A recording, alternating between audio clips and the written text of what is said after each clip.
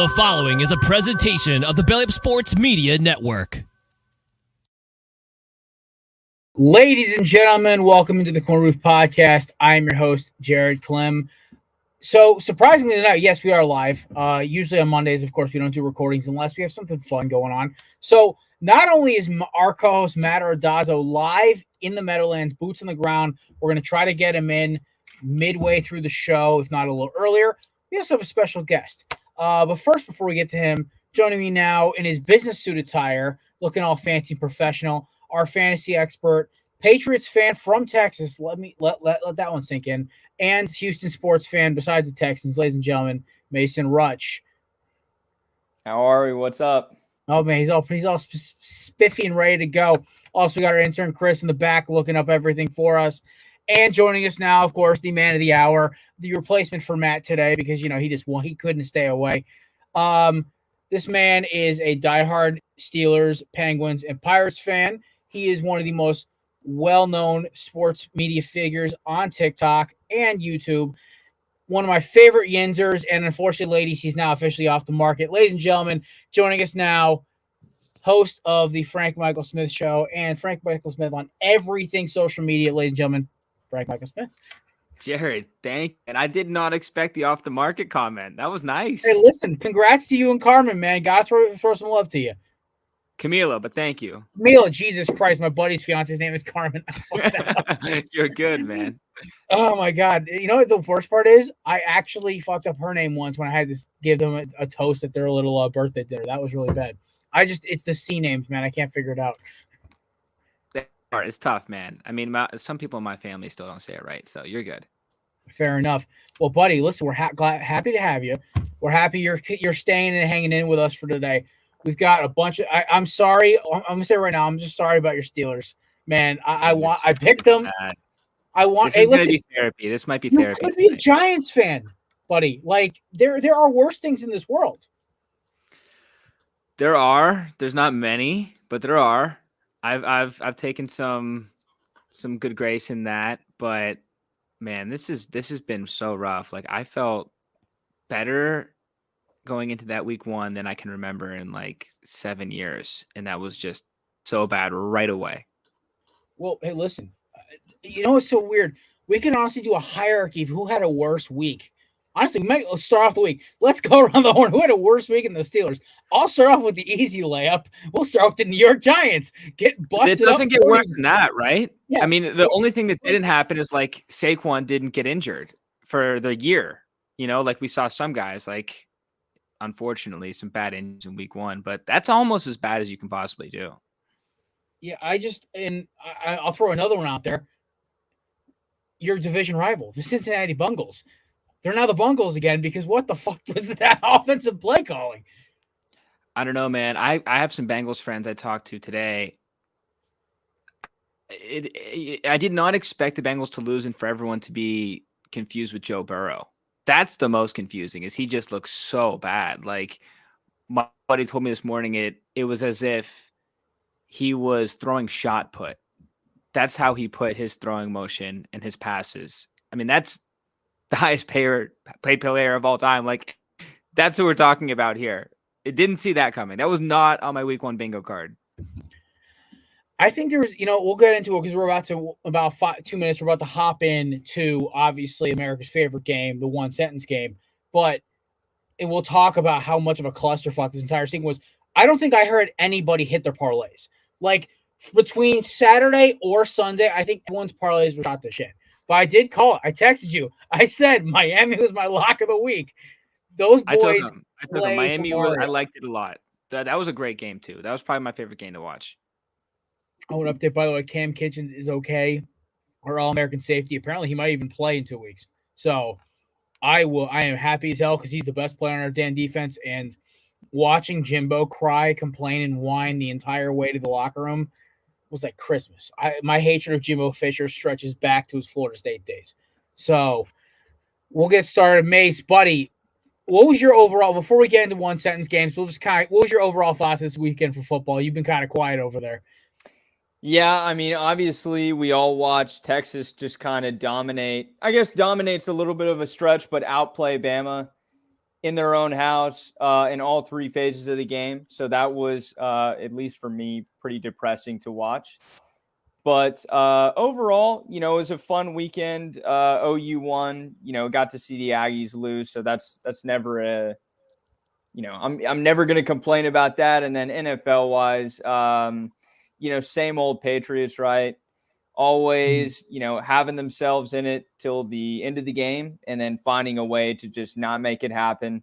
So that they love to rip your heart out right at the end. At least these past couple of years have been that way. So that was a little bit frustrating. Caught a little bit of the Texans game. They looked, pathetic. Stroud looked like he was deer in the headlights. I mean, first rookie start, man. It was going to happen with that O-line. Anything's better than David Carr. But didn't mean to cut you off. But ladies and gentlemen, joining us live, boots on the ground in MetLife Stadium, waiting for the game to start. Rabid Jets fan, the TikTok Viking himself, ladies and gentlemen, Matt Ordazzo. Can y'all hear me? Yeah, we got you, buddy. How you doing? Oh, you can hear me. Oh, my gosh. We have the Jet Stadium. Look at this right here. Not the apocalyptic background, but yeah, no, I got you. Oh, my gosh. We are here. This is commitment. I respect this move right now. What's up, Matt? Oh, I'm doing fantastic. I bought 2 T-shirts from the store and a shot glass for not for myself, but for other people. But we have a fantastic matchup tonight. The Bills. We're going to smoke the Bills. I am very excited. The stadium is green. We're going to score more than the Giants. That's a fact. And I am excited. How are y'all? How lit are you right now? Because your voice cadence is all over the place. Buddy, I've known you for 10 years. You're feeling good right now. Is this Jets-Eagles bad? This is very much Jets-Eagles bad. Oh, my God. Maybe we shouldn't have you on live camera if this is Jets-Eagles bad. Is it because my face is red? I had 4 White Claw surges, a beer, a mixed drink, 2 shots. What? Very good. Jesus Very Christ. Hold up, man. All right, Maddie, what is your Brees? Our boy Brees Hall's playing tonight. We got him starting in our fantasy team. You ready? You think he's got first touchdown game for us?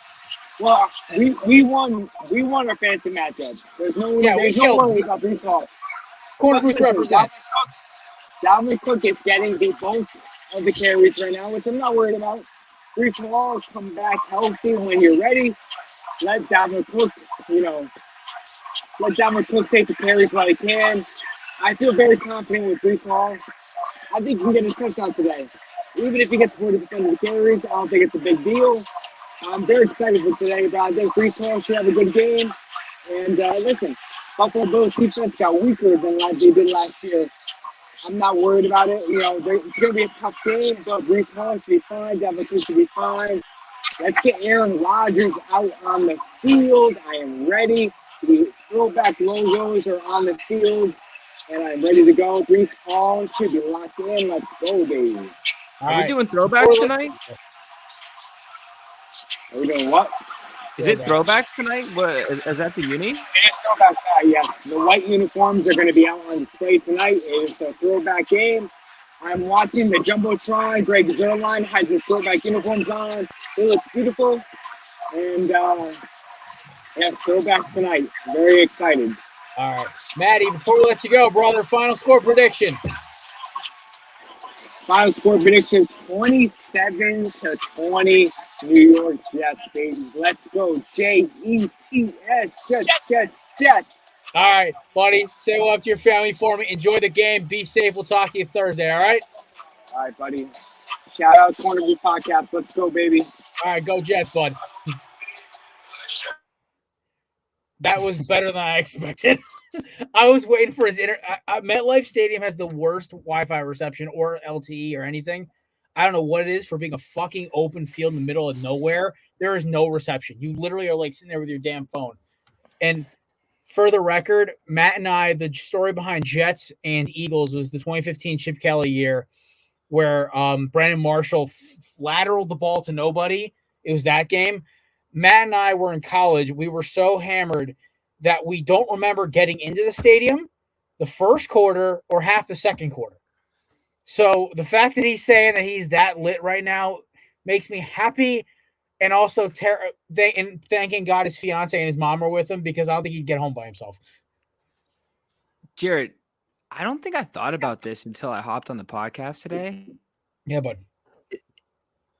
I don't remember many back-to-back games in that stadium where it's pouring rain. Is it going to be fine? Like, it's artificial turf. Remember, OBJ blew out his knee there. no, I saw Daniel Jones with the stuff all over his face last night, but like, is it going to drain? Like, it poured last night. Yeah, so it's weird because that stuff, the drainage of that stuff is good. I just don't. The way it rained up here in the Northeast today, frankly, I was texting the boys. I was in my truck driving home, and my truck's got about a 1-inch lift in it, so I'm up there, and I'm seeing like just sheets of rain. The water on the road was about maybe, I don't know, half an inch up. It was almost up my tires into my rims while I was driving. It was actually starting to slow me down while I was rolling. So, and that was just the downpour we had. So they got that about an hour and a half in advance. Now, if that hit later, I don't think the field will be okay. But the thing is, it hit early enough. It started raining up there around 2 o'clock. So they actually might be okay for the game. I think dudes are going to be slipping early, but it's not going to be any worse than it was when it's dry and dudes are hooking their cleats on that stupid Helix turf. So it might be a little slick to start, but it's not going to be as bad as Philly and New England yesterday where they couldn't hang on to the damn ball. Okay. Interesting. Yeah, I just don't remember very many back-to-back games there in general. I don't either. That's what I was thinking about that yesterday, because my mom's like, where are they playing? And I'm like, Meadowlands. She goes, wait, the Jets are playing tomorrow on the Meadowlands. I'm like, I know. She goes, can the turf do that? I'm like, we're going to see. Like, shit. Like, the NFL schedule makers and their infinite wisdom are going to might pay the price tonight. I don't know. You would think that this stuff wouldn't be an issue, right? Like the NFL, who makes, I think their target revenue is like $25 billion or something. You would think that they have like the grounds management in control. Well, listen, Frank, we had the Super Bowl problems last year, right? Like, that's what I'm saying, man. Like, I'm so on the player side about this stuff. Like, they should get the grass and treat the grass. Like, we just saw new stadium in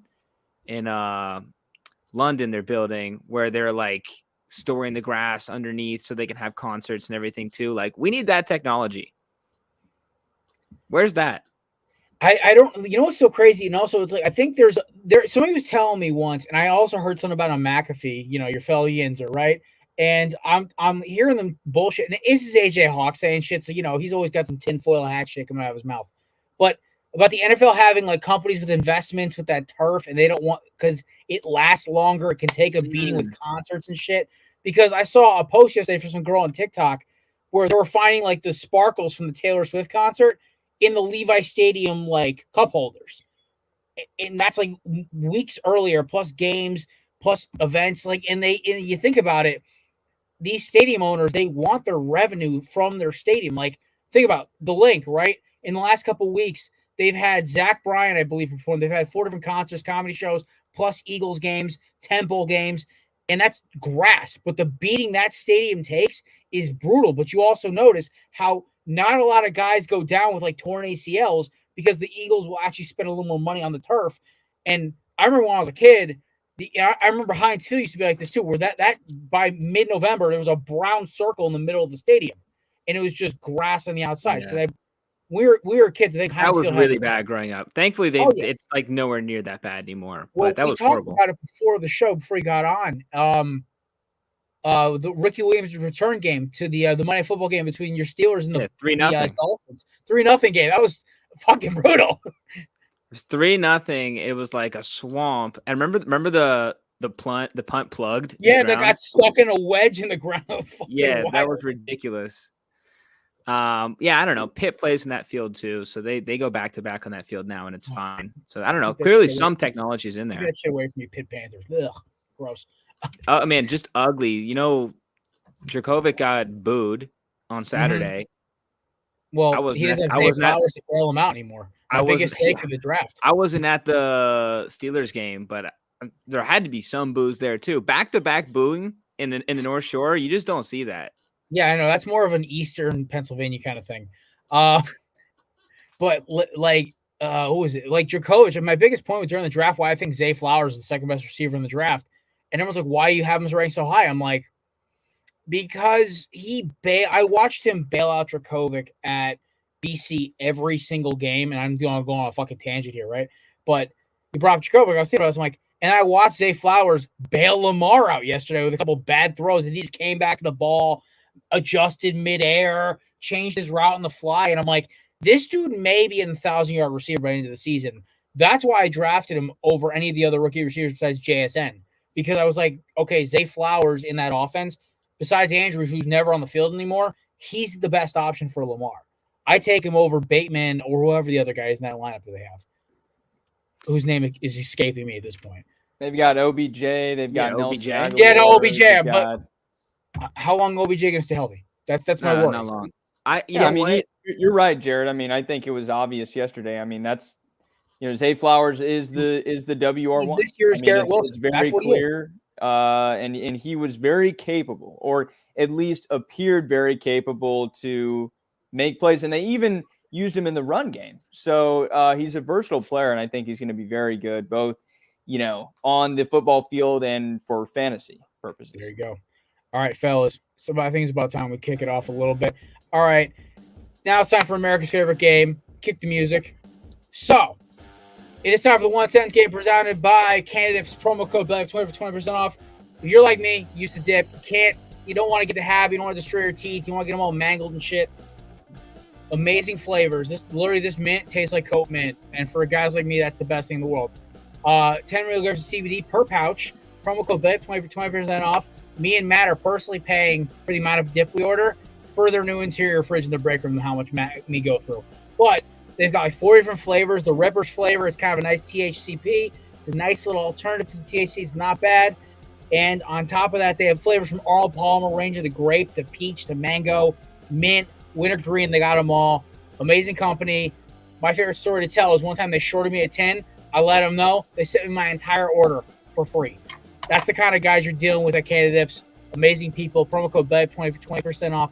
Official sponsor of the Korner podcast, the 6-pack, 1 sentence game, and Belly Up Sports.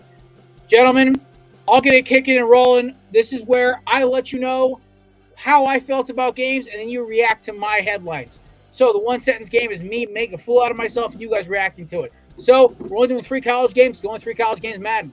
All right. First off, we're starting in Boulder. Dion took it seriously because Matt Rule and the boys apparently stepped on the damn logo, and Matt Rule can't get out of his own way. We fly down to South Beach, where Jimbo complained all the way home. Tyler Van Dyke looked amazing, and I'm happy Cam Kitchen's okay. Miami is not back, but they're back in the ACC. Let that one sink in. All right, and finally, horns up. Yeah, no, Alabama for being such a high favorite at 7 up before the game started, -7 before the game started. Everyone talking Bama this. We all forgot the fact they don't have a quarterback to throw the damn ball. And Texas does. Matthew McConaughey said that, not me. All right, but yeah, Texas wins. They're now 3 in the nation, highest they've been ranked since Colt McCoy, I think, was your quarterback. All right, we are rolling into the NFL. Thursday Night Football. The only team that gets an asterisk next to a loss when they lose is the Kansas City Chiefs. You win the game. You play with the players you got. I don't care about no Chris Jones, no Travis Kelce. The Lions are in that one fair and square. We go to the Battle of Ohio, where the Deshaun Watsons, the Cleveland Browns, the Elves, according to Jamar Chase, beat a bunch of Bengals. I totally bumbled the fuck out of that one. The Bengals looked fucking terrible. I don't know what to expect. Myles fucking Garrett's doing fake crossover shit and then blitzing. It looked like it looked like a game of NFL Street when you're up by 40. They just were fucking with them the entire ball game.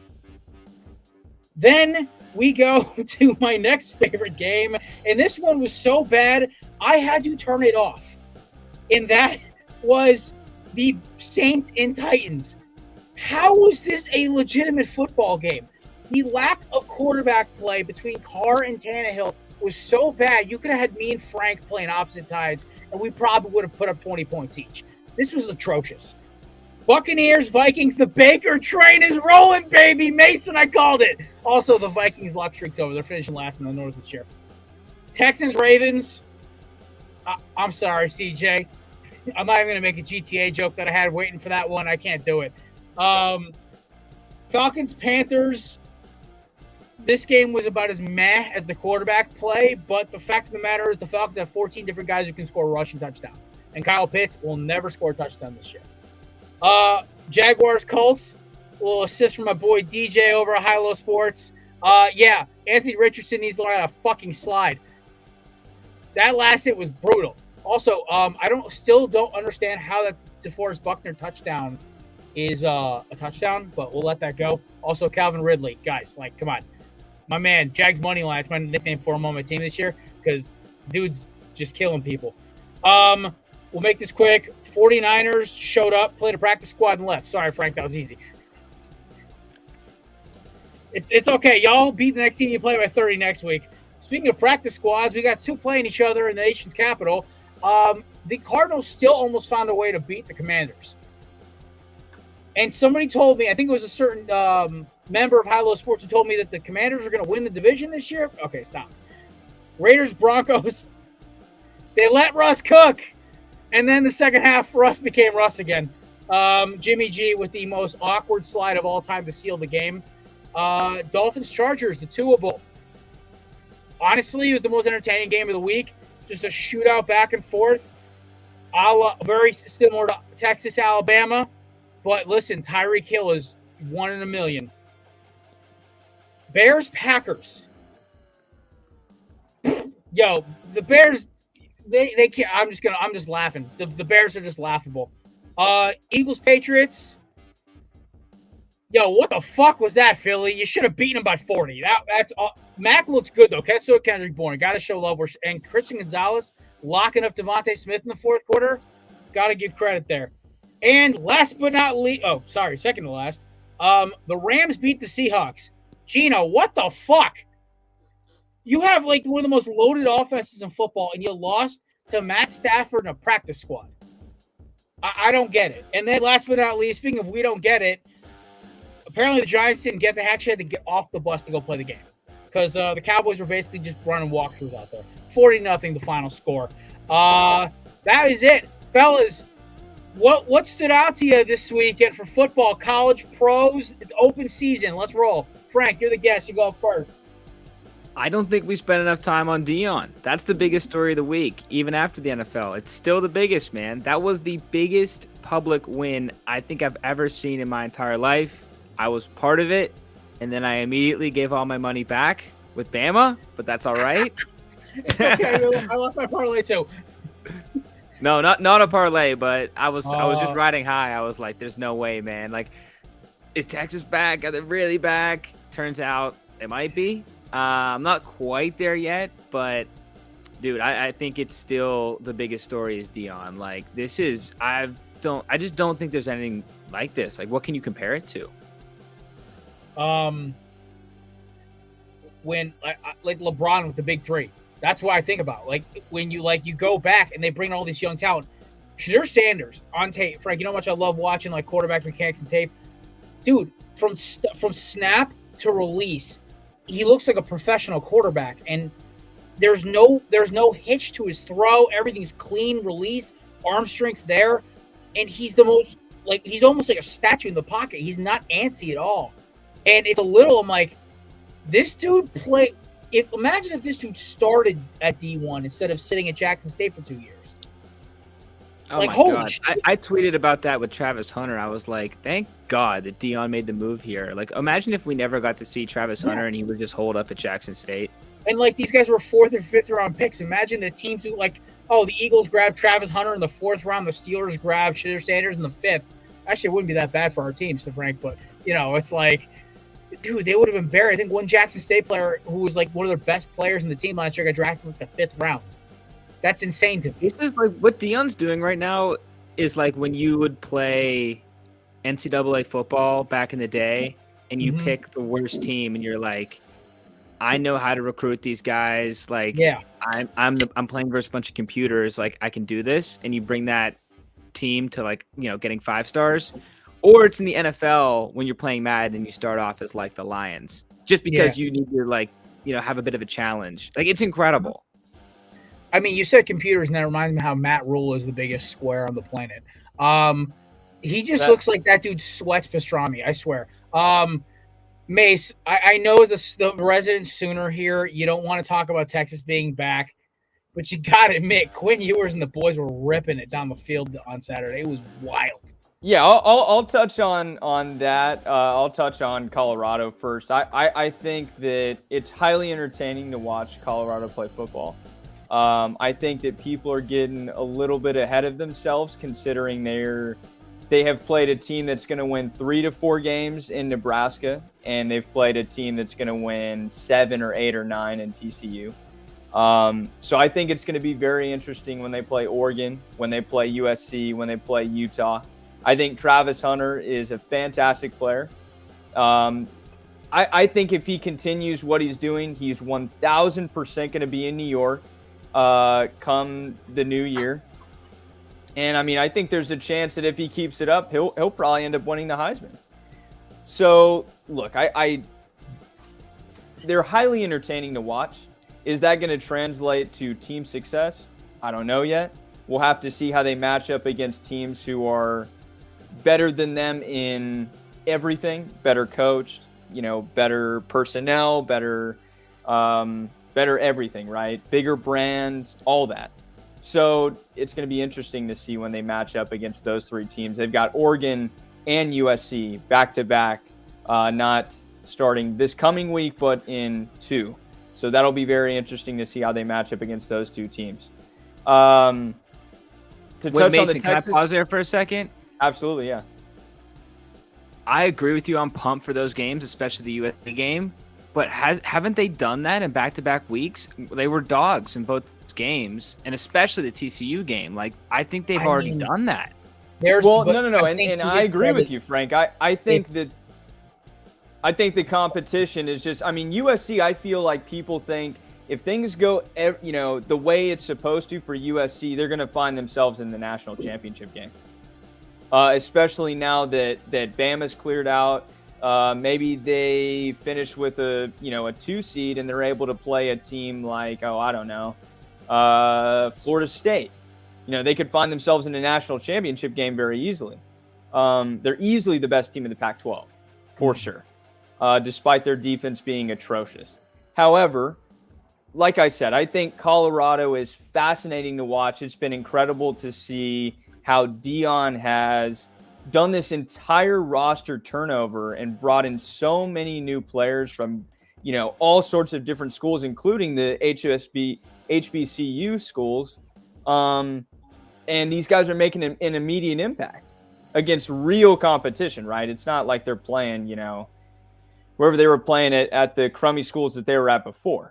So it's, I think from that perspective, it's very interesting. And you're going to see, I saw something interesting from 247 Sports, who's like the CBS kind of affiliate for college football, say, what Deion Sanders is doing at Colorado is just another example of why these kids who are coming up through high school, coming up through college now, are going to commit to a coach, not a school or a program. And in a way, you really can't blame them, because when guys like Lincoln Riley go from, my Sooners to USC, or Deion goes from, an even bigger jump in Jackson State to the University of Colorado, and they have immediate success, why would you not follow them there if there's an opportunity?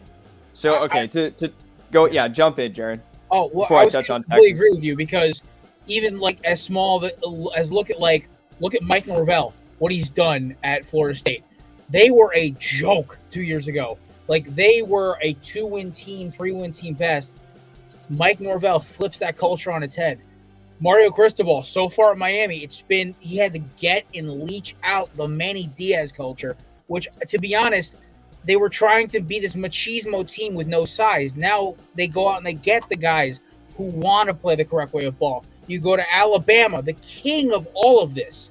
Guys don't go to play at Bama. Nobody gives a fuck about Bama's tradition. These players care about playing for Saban. because Saban is the greatest college football coach of all time. And you've said it yourself. Lincoln Riley's another one. Dude, and I'm going to tell you, Stark is starting something like that in fucking Texas. Prime in Colorado. I think the biggest example that quarterbacks, it was like it's a culture thing. Because it's easier to play for a coach than a tradition. That's why nobody fucking cares about Notre Dame anymore. Because hopefully Marcus Freeman can continue what he's building. But if he does it, that's why nobody fucking cared about Brian Kelly. He's a dick. And he killed. I'm not going to make the Kevin joke with him killing a kid for recording film. We've already made that 1,000 times. But this is why, like, joke. I mean, that happened. It's a real fucking thing. Kevin will just say it in something that's really fucked up way, and he'll say it like a joke, and you're just like, we had a guest on who's like, wait, that happened? And Kevin's chuckling, goes, wait, you've never heard this story? And we had to live on camera explain what happened, and it was the most uncomfortable 5 minutes I've had on the show. This was like 3 years ago.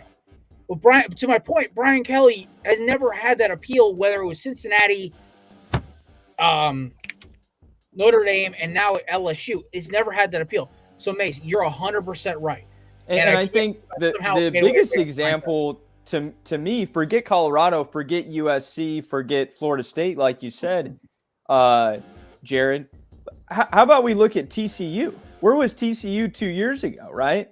They probably won 7-8 games maybe in the Big 12, right? We're just kind of average. Maybe they'd beat an OU, a Texas, a Baylor, a decently, sized school with a larger following than them, and they turn it around. They get Sonny Dykes to come over, and they finish as the regular season champs of the Big 12.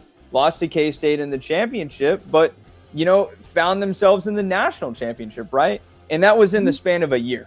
Yeah. So you're starting to see people use the transfer portal to their advantage, and you're starting to see schools like Clemson, who things are kind of starting to look like they're deteriorating because they're not using the transfer portal to their advantage. Well, and here's the kicker, right? And so there's another school that is a rival of Michigan that is starting to feel the burn from relying on a tradition instead of relying on a coach. I'm sorry, Ryan Day has as much personality as white toast with no butter on it. Then you go down to Clemson. Dabo's cocky ass has been taking off the fact he's been out recruiting everybody for years. He loses to the best coach he's ever had in Brent Venables, whose defense still gives me fucking nightmares as a Hurricanes fan. That 3-3 zone blitz is like the scariest fucking thing I've ever seen. It's like that meme on TikTok with the fucking thing barking and shit. It's like, it don't bite. Yes, it do. That is literally what the Brent Venables defense is to me. That shit's fucking terrifying. A 3-3 defense shouldn't make a power I team shit their pants like it does, but it does. And he's doing that at Oklahoma now. So Clemson, and this leads into my biggest expectation, is the ACC is a clusterfuck, but it's better than it ever has been. You have Miami, who's come back. You have Florida State. If we get in Miami, North Carolina is relevant for like the first time ever. Yeah, they're relevant, but now their defense can't stop it. So we could have a Miami-Florida State championship for the ACC. And I think for the first time ever, it makes the conference more entertaining. You have 5 teams that could win that fucking conference for the first time ever. I mean, let's be honest. It's going to be Florida State or whoever knocks them off at the end.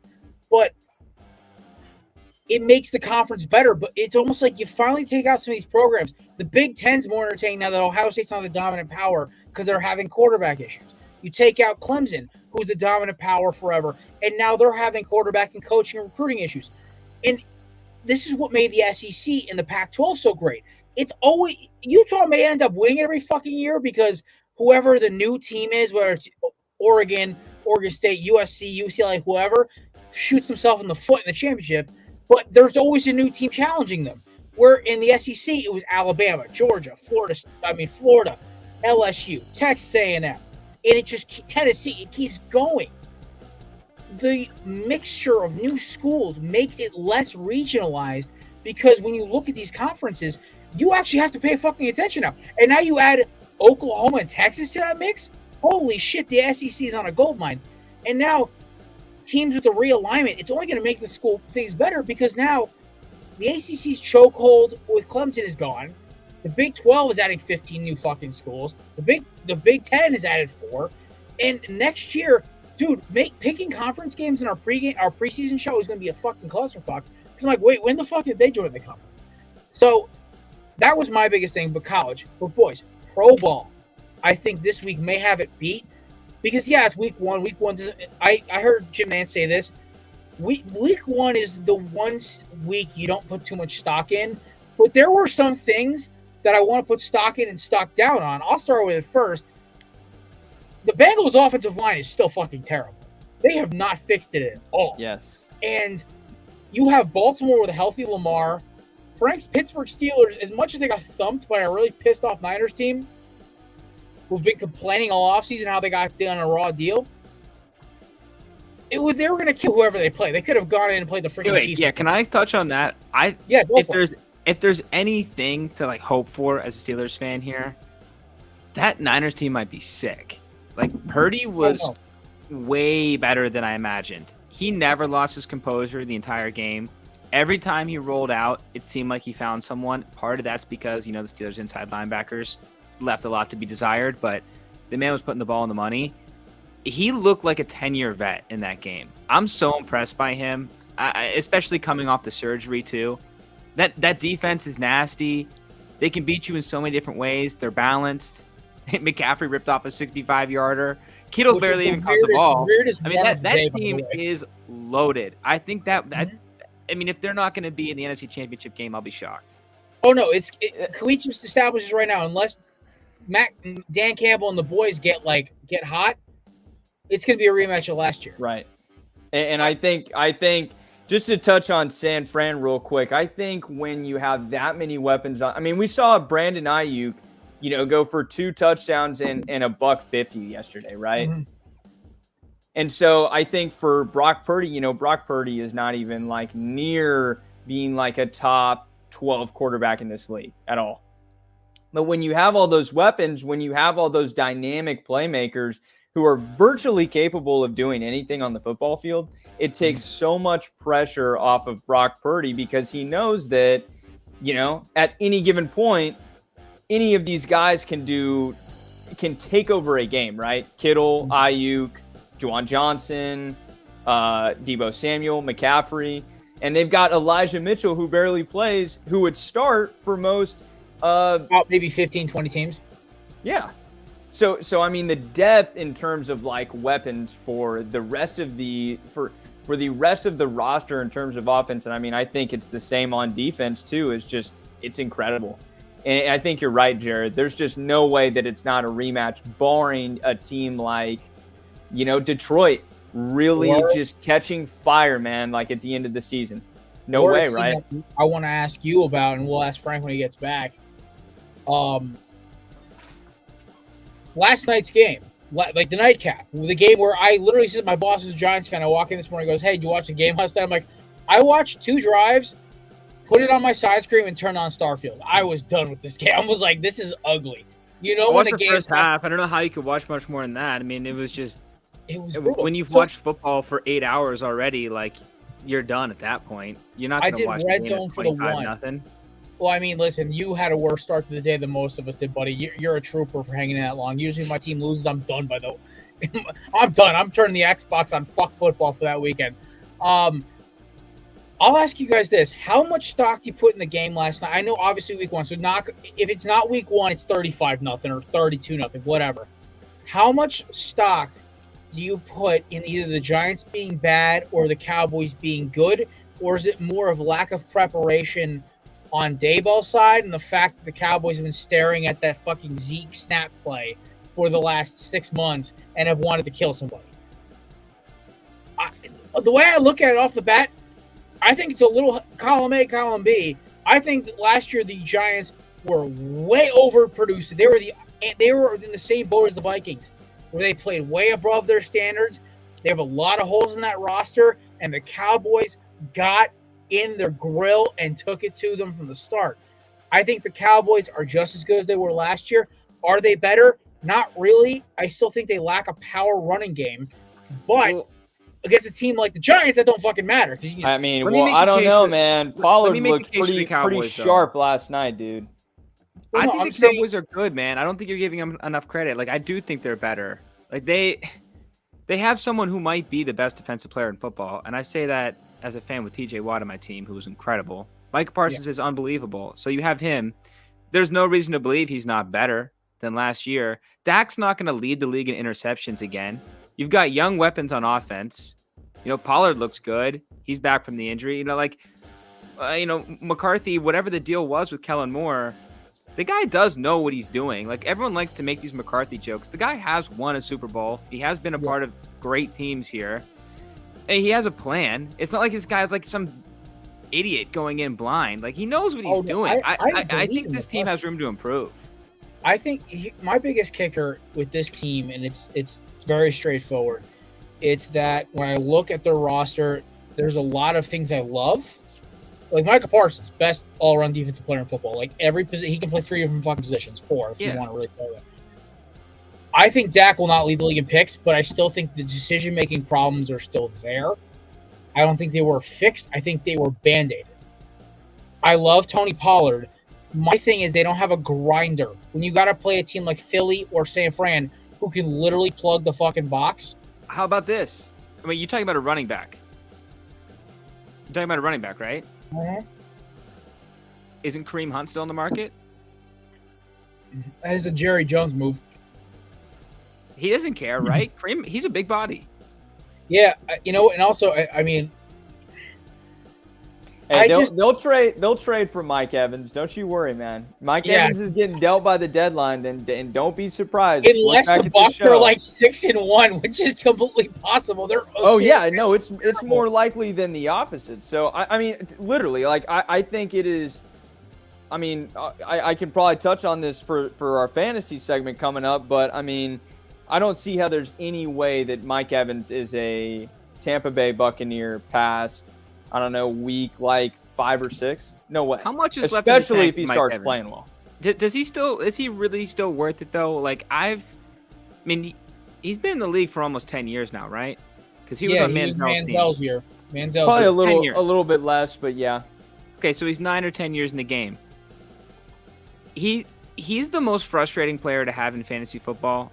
I don't watch every Buccaneers game, but I have followed fantasy football. So this man's constantly injured. He's super up and down.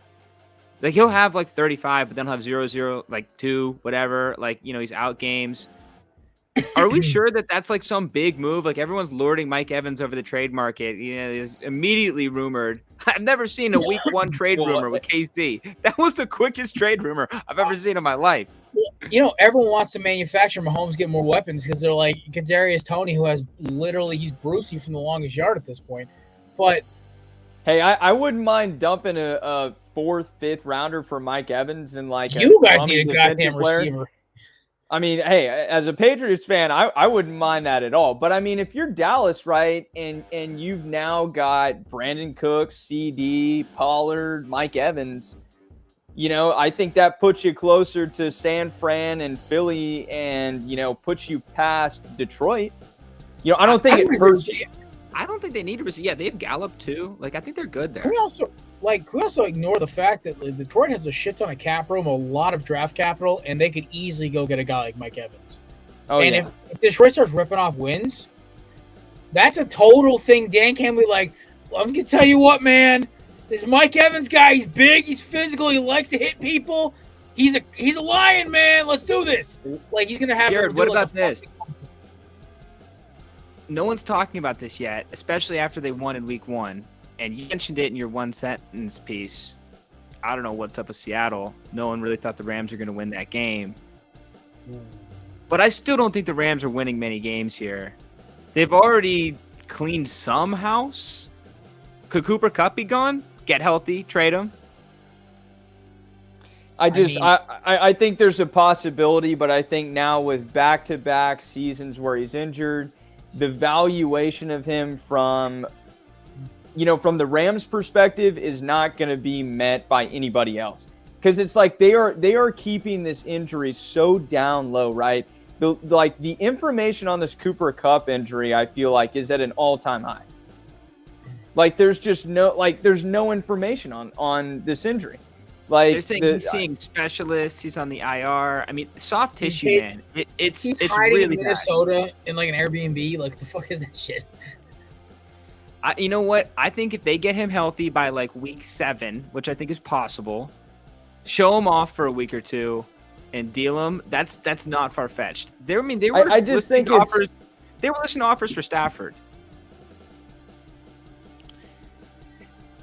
I honestly think if the Rams they're the biggest like meaningless week 1 win, because to Frank's point, they were listening to things from Stafford and calls for Stafford, right? Like the Jets were calling about it before Rodgers ended up pulling the trigger. I think this year's sellers at the deadline is going to be the Rams. I don't think we're going to see Stafford get moved, but I think Stafford could have a ghost injury where he's kind of like it's a lingering one. He can't really get rid of it. They maybe let him go. Maybe or maybe it'll just be a real injury that he finally sits for once. He doesn't try to play. Maybe I don't know. That dude's tough. That dude's Texas tough. And then you see Kupp get dealt, and then you see them move Cam Akers, and then you keep going down the line. They're just trying to get the draft picks back, because I think at this point I'm gonna be on child number 4, and they're finally gonna have a first round pick again. So at this point, like the Rams kind of have to do something, because McVay and Les Snead's still a GM, right? Literally just gambled everything on that 2021 Super Bowl. They got it. Now they got to start getting their capital back, because 2022 was a fucking train wreck when your most memorable moment of the season was Baker Mayfield beating a team on 12 hours notice. Hey, it was awesome though. It was awesome. I was like, that game was great. I lost so much money on that game. I hate that game. That was not awesome. Frank, you guys start talking to my ass before you make bets, man, because I make the most zany shit, and then it happens.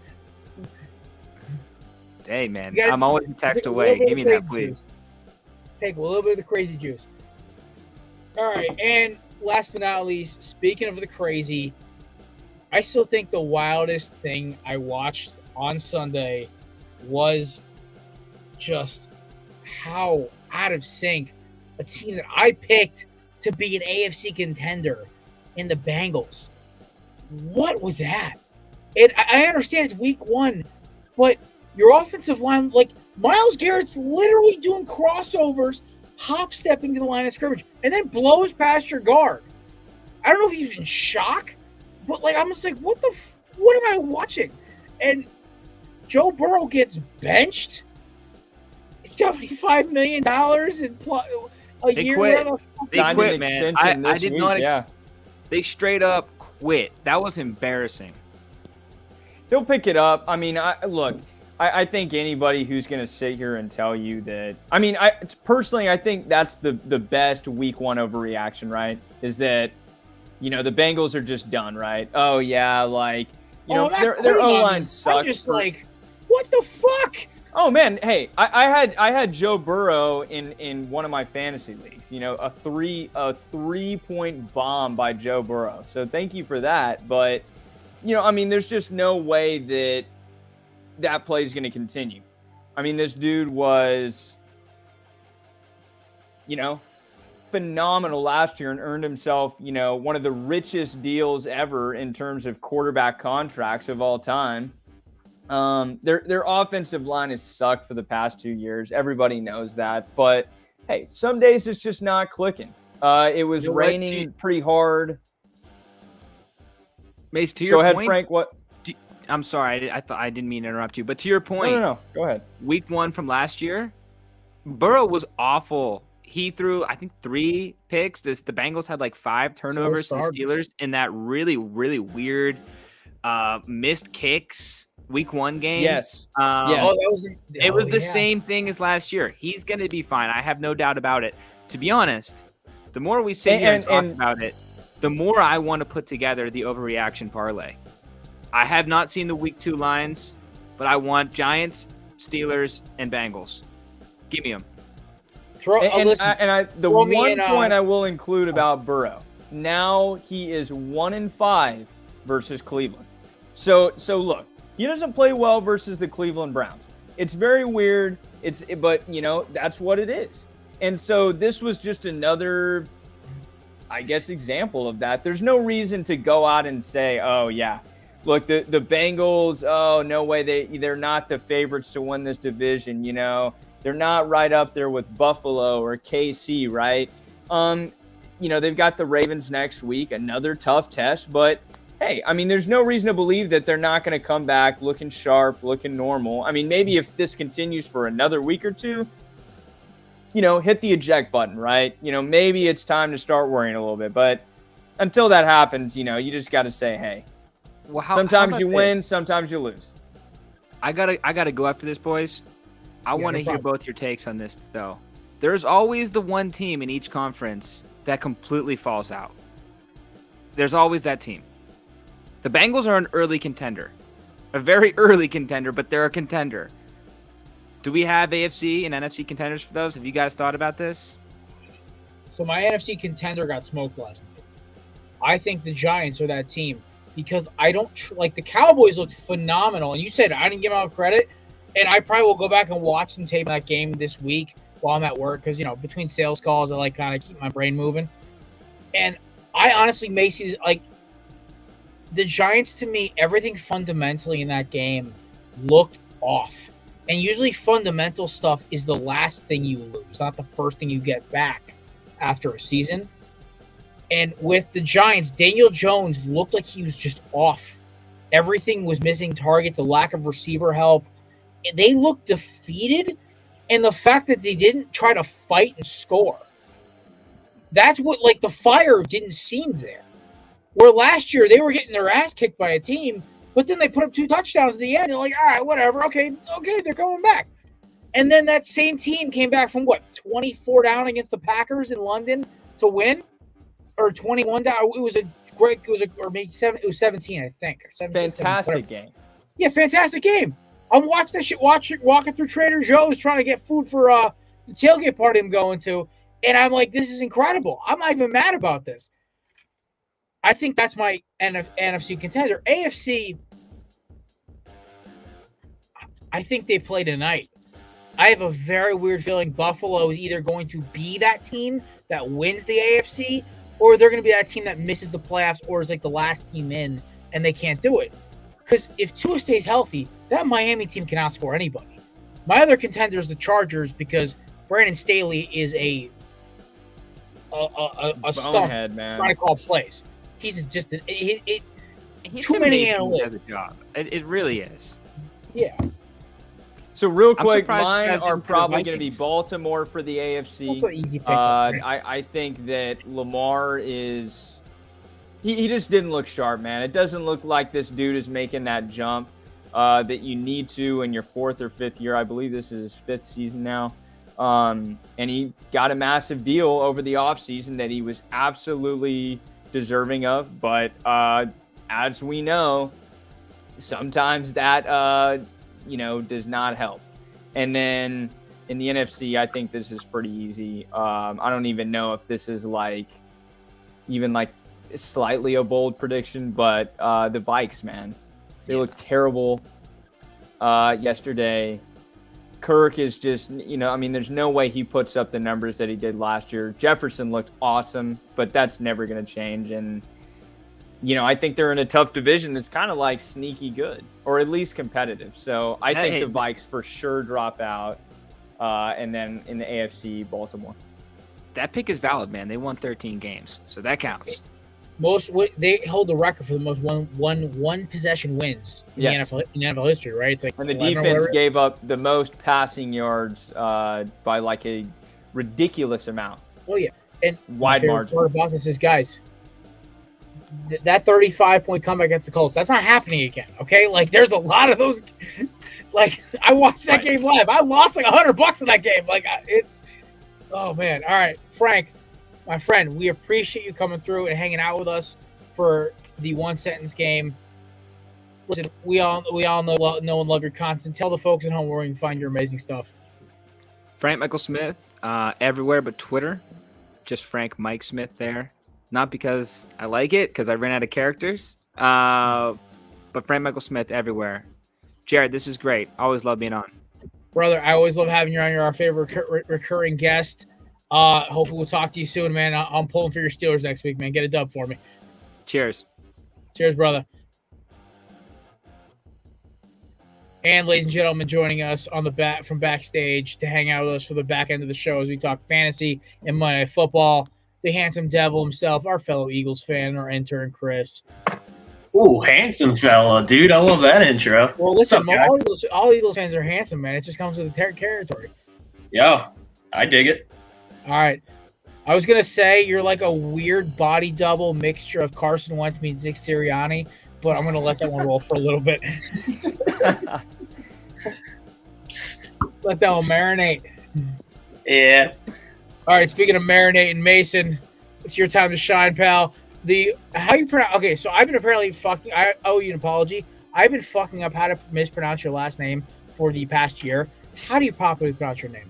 No worries, man. The first day of classes is always my least favorite because I always have to introduce myself and does not make me feel any better about pronounce myself. my last name, or when they go down the roll and mispronounce my name. So it's pronounced Ruck. So it's as if there is a K instead of an H. Perfect. There's the corner booth where there's a K instead of a C. Makes sense. All right, ladies and gentlemen, it's time for the Ruck Report. Your fantasy needs answered by this handsome gentleman next to me. Brought to you by SeatGeek. Promo code BELLYUP for 20% off or $20 off your first purchase. Check out SeatGeek.com. Promo code BELLYUP. Mason, the floor is yours, my friend. Fantasy waiver wire. Let's hear it. All right, so we'll start off with a pair of LA Rams. First off here, I've got Puka Nacua. I believe that is how you pronounce it. It's a little bit of a pronunciation, buddy. Interesting name there. So yesterday, or I guess we'll preface with this. So as we all know, Kupp is going to be out for at least 3 more weeks. There is a lot of uncertainty around who's going to be that WR1, who's going to be that go-to target for Stafford going forward. We thought that it would default to Van Jefferson. That's not the case. Puka Nacua, as well as Tutu Atwell, were really the guys that kind of shined for LA yesterday against Seattle. They look sharp. Nacua is a rookie out of BYU. So he went for 119 yesterday against a solid Seattle defense, on the road, I might include. So a very impressive performance. Did not score a touchdown, 10 receptions on 15 targets, and he had a 39% target share. So I think it's important to pay attention to this guy's participation in the offense. A 39% target share is a lot, especially for a rookie who, 10 catches for 119 yards against a stout in-division rival. You can't ignore that. So if he's in your league, if you're dealing with the Kupp injury, if you drafted Kupp, look into this guy. I can't lie to you. I can't lie to you. Other people are going to be trying to get him. So if you play in a fab league, I can't tell you. I don't play in any fab league, so I can't give a recommendation on how much to allot. But absolutely put in a waiver form. You can't, miss out on anything. If you get him, great. If you don't, hey, hold on to Kupp or make a different move. So next up, we've got Kyron Williams. I believe this is his 3rd year maybe out of Notre Dame. 65% snaps or snap count. Sorry. So on the field quite a bit, and he did receive the goal line work for the Rams yesterday. 15 carries for 52 yards, 2 touchdowns. So really important for them in the red zone. As we've known, I guess going back 2 years ago, Cooper Kupp was the guy. He was the number 1 target for the Rams in the red zone. It's having to change now due to the fact that he's going to be out for 3 more weeks. And I think regardless of when Kupp comes back, Williams is going to be that top back, that lead back for the Rams. So if you can get him, great. This might be a nice little flex play for you, a guy who's going to give you, pretty consistent numbers. It's kind of uncertain what the Rams' goal is here, right? They don't really feel like a team that's playoff bound per se, but They're not a team that's going to be trying to tank for a quarterback or anything. They don't have a first-round pick, so they're kind of in limbo here. It's a little confusing. So another player to look into from the Rams, a nice flex play. Hey, and maybe that turns into a WR2 kind of ceiling. You never know. Next up, this just depends on how deep your league is. I think a lot of people probably already have this dude on the bench. I think in a lot of leagues, this guy is not going to be available on the wire. Kenneth Gainwell, 62% snap share yesterday. So he split that with, I think Boston Scott literally had like 1 to 2 carries. So Boston Scott was a non-factor. And DeAndre Swift accounted for maybe 39 or 38% of that snap count. He was a decoy. They used him as a decoy the entire game. And so, look, Gainwell had 14 carries for 54 yards. My rule of thumb, and this just kind of depends on your perspective. My perspective has always been that if the quarterback is a running quarterback, a dual threat like Lamar Jackson, like Jalen Hurts, like Josh Allen, it's not fair for you to expect the same output and the same kind of numbers that Christian McCaffrey is going to get in San Francisco with a non-running quarterback like Brock Purdy. You're not going to see that, right? So it's not comparable. And I think it's important to add that all summer, all camp, we've been hearing that Gainwell is going to be that number one back.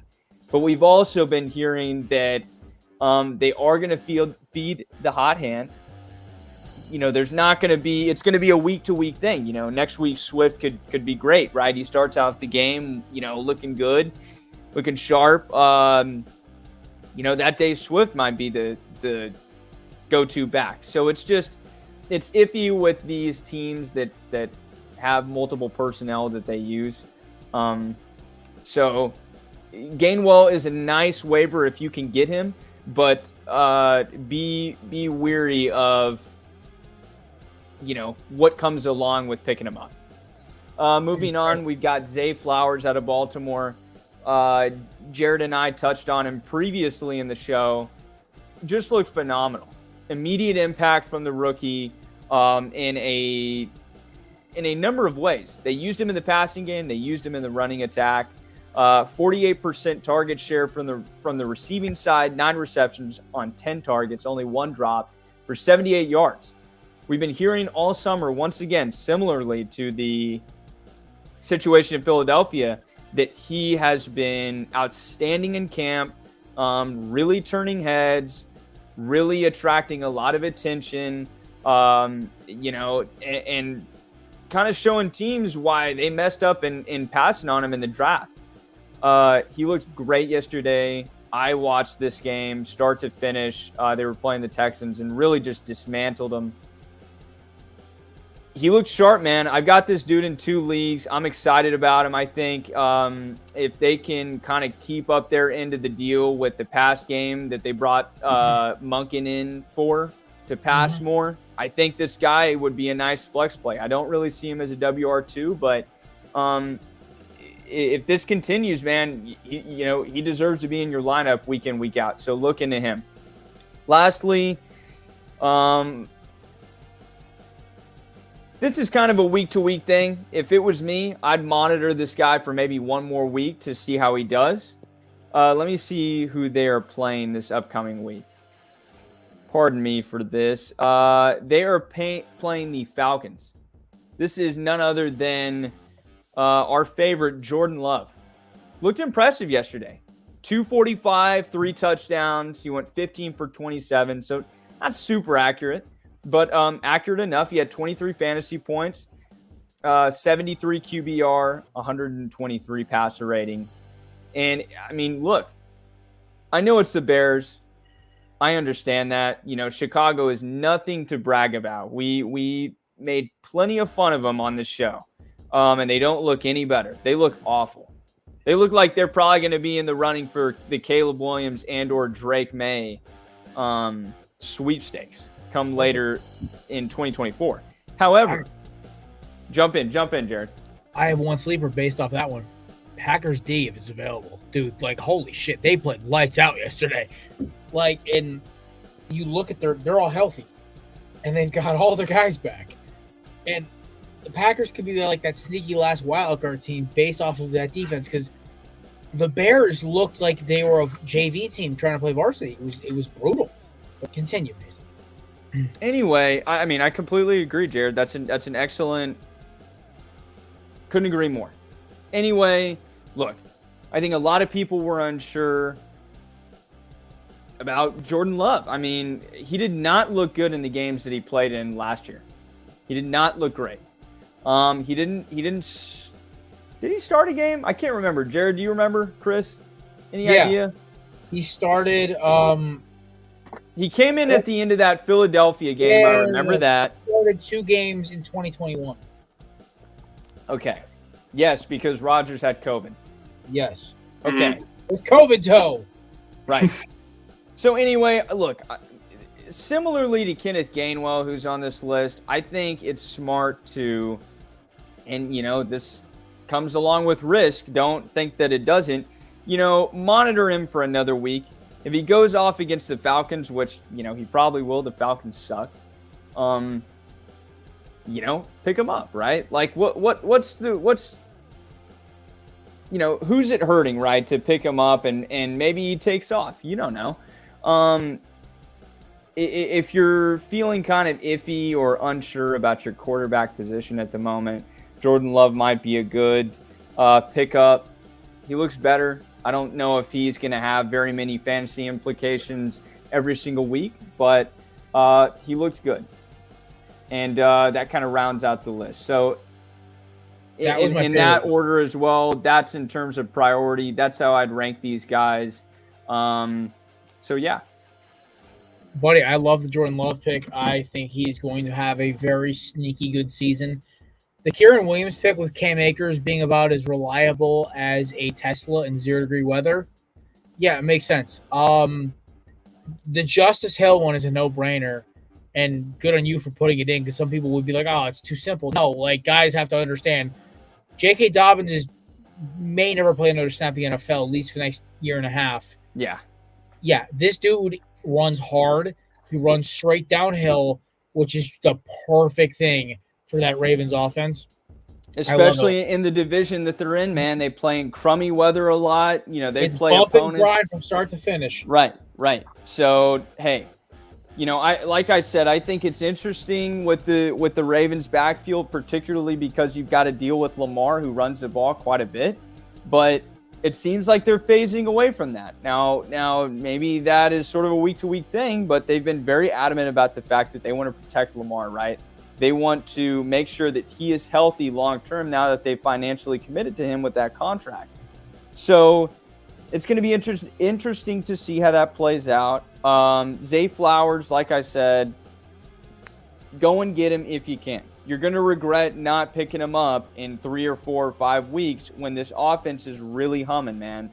Because this is a playoff team.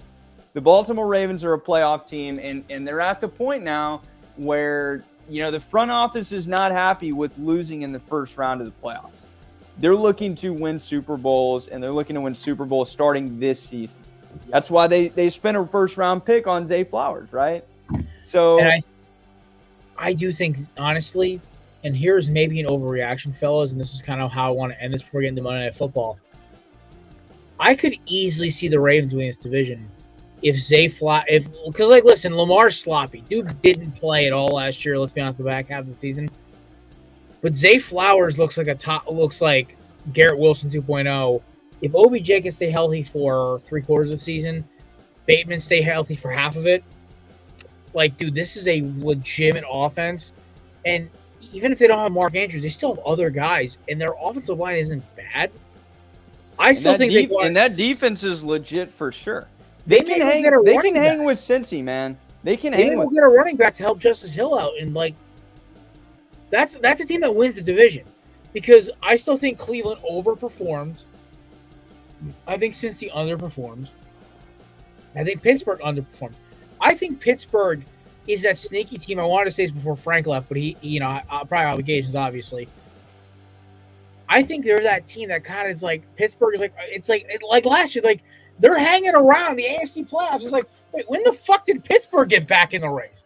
and it's like they're like 9-7 going to the final week of the season, tied with like Cincy and New England for the last spot of the season. Because I think New England honestly might be the third best team. And if they can go out and get a receiver if Mr. TikTok boy can stay healthy, they're not a bad roster. I mean, they need an explosive guy in that offense, but besides that, the running game, Mac looked efficient. Bourne might be a good number 2 receiver. So maybe go get a number 1 guy. Let's trade for Mike Evans. Come on, guys. Listen, they get Mike Evans. They get Mike Evans, they're better than the Bills. That defense was fucking lights out last night. They made Ben Johnson and Jalen Hurts look like it was 2021 all over again. It was brutal. Because if Max stays consistent, his week 1 performance is great. I haven't seen that out of Mac at all, like before. So, if he keeps playing consistent, dude, why not trade for Mike Evans? Because you're in such a competitive division with the Dolphins, the Bills, and now the Jets, who... Fuck it, guys.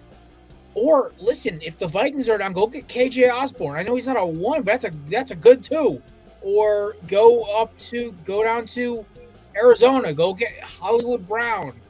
Go get Godwin from Tampa. Shit, like, there's a lot of somebody. How about that? Yeah, I don't care who it is. Move, Bill. Oh, he will. God. All right, fellas, we got 4 minutes.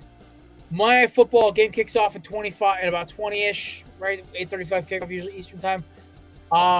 In Mace's time, it's usually about 6:30, 7:30. Whatever. You guys are an hour behind us, right? 7:20, 7:25. It's 7:15 right now, so an hour behind you guys. Yeah. Okay. Yeah, you guys are so close to New Orleans. I keep forgetting that. It's like how you don't realize how big Texas is, and you realize how like it's closer. Like you guys are closer to fucking New Orleans than you are to El Paso, which is wild to me. Yes.